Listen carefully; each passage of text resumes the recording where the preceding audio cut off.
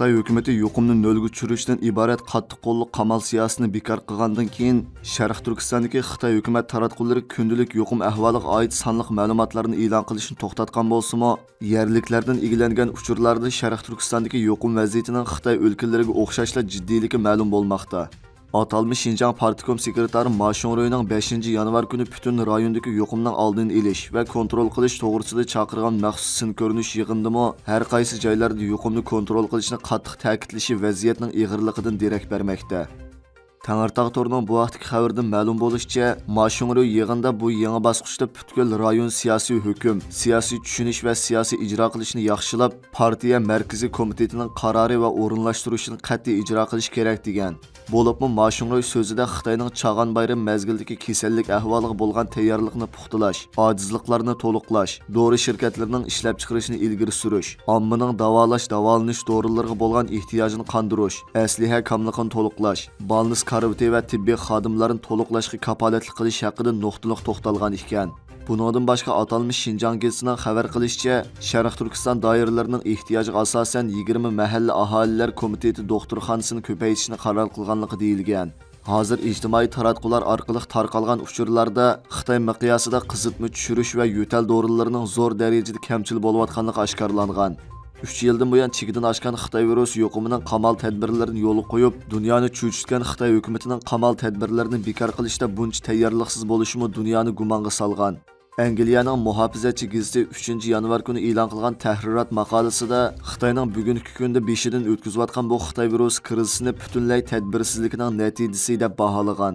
Ular maqolasida Xitoy hukumati agar Xitoy virusi yuqumini tizginlashda tadbirlik bo'lgan bo'lsa, yuqum va o'lim ahvollarining hozirgidek ig'ir bo'lmaydiganligini, xalqning bundoq ig'ir bedel to'lamaydiganligini eskartgan. Dünya Səhiyyə Təşkilatı Xitayning Xitoy virusi yuqumi sababidan o'lganlarga oid sonliq ma'lumotlarda ochiq oshkora bo'lmayotganligini bildirgan.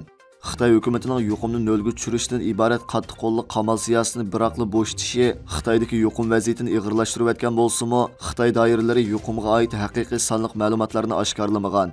Ilhamni butun kuchi bilan pardozlab yo'shirib kelmoqda.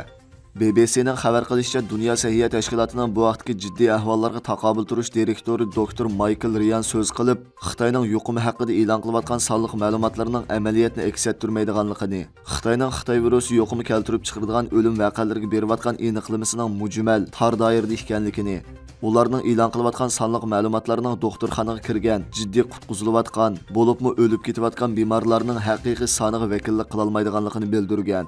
Növbətdə ictimai taratqularda tarqalayotgan nurg'unlagan sin ko'rinishlarda Xitoy virusi yuqumi keltirib chiqarayotgan o'lim ahvollarining tuyuqsiz haddidan ziyoda ortish sababidan o'liklarni bartaraf qilish ishlarida zo'r oqsash kelib chiqayotganligi ma'lum bo'lgan. Xitoy e'lon qilgan sonliq ma'lumotlar hozirgacha Xitoy virusi yuqumidan o'lganlarning faqat 22 nafar ekanligini bildirgan. BBC'ning xabarida deyilishicha, Xitoy hukumatı yaqinda Xitoy virusi o'limlariga berilgan aniqlamani o'zgartgan bo'lib, ular faqat nafas yo'li kasalliklari bilan o'lganlar Xitoy virusi bilan o'lgan deb hisoblagan. Bu Dünya Səhiyyə Təşkilatıning Xitoy virusi keltirib chiqargan o'lim voqealariga bergan aniqlamasiga o'xshamagan. Angliyadagi ilm-fan sonliq ma'lumot shirkatining mo'ljallashicha, Xitoyda hozir kuniga 2 milliondan ortiq odam Xitoy virusi bilan yuqumlanayotganligini, 14700 odamning o'lgan bo'lishi mumkin ekanligini ta'kidlagan. Dünya Səhiyyə Təşkilatı Xitoyning Chag'an bayram mezgilida bayramlik yig'ilish va sayohat sababidan Xitoy virusi yuqumi to'lqinining yuqori pallaga chiqishi mumkinligini ogohlantirgan.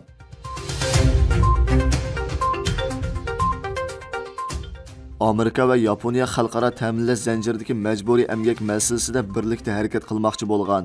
Yaqinda e'lon qilingan bir dokladda dunyodagi asosiy avtomobil ishlab chiqaruvchilarning ta'minlash zanjirida Uyg'urlarni majburiy emgakka silish ahvolining ig'ir ekanligi o'ttirib qo'yilgan bo'lib, Amerika Kengash palatasi Moliya komiteti bu vaqtda tekshirish olib berayotganligini bildirgan. Yapon xabarlar torining 5 yanvar xabar qilishicha, Yaponiya va Amerika hukumatlari xalqaro ta'minlash zanjiridagi kishilik huquq masalasini yo'qotish uchun yangi bir organ qurmoqchi bo'lgan.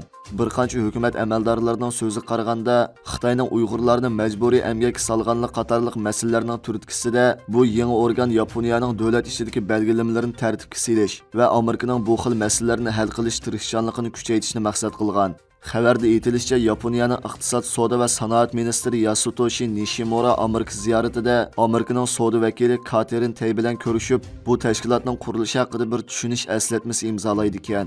Plandagi bu xizmat gruppasi Yaponiyaning iqtisod, savdo va sanoat ministrligi va tashqi ishlar ministrligi, Amerika tarafdan bo'lsa savdo vakili ishxonasi, tashqi ishlar ministrligi, savdo ministrligi va emgak ministrligidan tarkib topadi ekan. Yaponiya sanoat ministrligi bilan Amerika savdo vakili ishxonasi o'rtaq raislik qiladi ekan. Egilishicha, bu yangi organ majburiy emgak, milliy va diniy kamsitishni o'z ichiga olgan kishilik huquq dafsanchiliklarini yo'qotish maqsadida doiralar bilan shirkatlar orasidagi ta'minlash zanjiriga aloqador belgilama va siyosatlarni almashtirishni kuchaytirish hamda mazkur belgilamalarning shirkatlarning faoliyatlariga bo'lgan ta'sirini tahlil qilishga mas'ul bo'ladi ekan. Amerika hukumatı yaqinqi yillardan buyon Xitoyning Uyg'urlarni majburiy emgak solganligiga qarshi bir qator tadbirlarni qo'llangan. O'tgan yili iyun oyida ijro qilinishga boshlagan Uyg'ur majburiy emgakining oldini olish qonunida prinsip jihatdan atalmish Xinjiang Uyg'ur avtonom rayonidan chiqqan barliq mahsulotlarning import qilinishini cheklagan.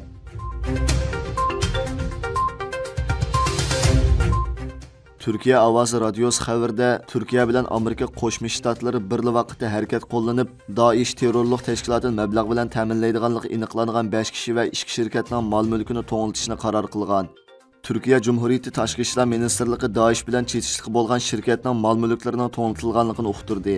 Daesh terrorlik tashkilotini mablag' bilan ta'minlaganligi aniqlangan 5 kishi bilan 2 shirkatning mol-mulklarining Turkiya bilan Amerika tarafidan birli vaqtda to'ng'iltishning qaror qilinganligiga ishorat qilingan bayonotda Turkiyaning terrorizmning moliya manbasini uzib tashlash yo'lida unumli tadbirlarni yo'lga qo'yishni va bu jihatda xalqaro sheriklar bilan hamkorlashishni davomlashtiradiganligi alohida ta'kidlangan. Kaçon tumiqi, Kaçon sarpush tumiqi va salva tumoqlar Uyg'ur madaniyatining eng qadimki yorqin namoyandalaridan bo'lib, eng qadimki nusxalari aynan saqlanib qolgan. Bu xil tumoqlar asosan esil qo'zi terisidan tikildigan bo'lib, keyincha tikildigan materiallarning turlari ko'p xillashgan.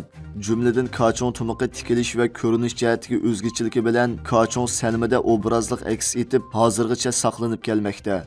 Kaçon yezisi Yerkan nahiyasining tog'liq yezisi bo'lib, bu yeza Qaraqo'rin tog'lari bilan qo'rishilib turadi. Kaçonluqlar odatda egiz ko'rib tumoq kiyishni yoqtiradigan bo'lib, bu xil odatning 13-asrdan burunla umumlashganligini tarixiy faktlardan ko'rib olg'ili bo'ladi. Kaçon tumoqi asosan 3 turga bo'linadi. Birinchi, egiz no'g'ish tumoq.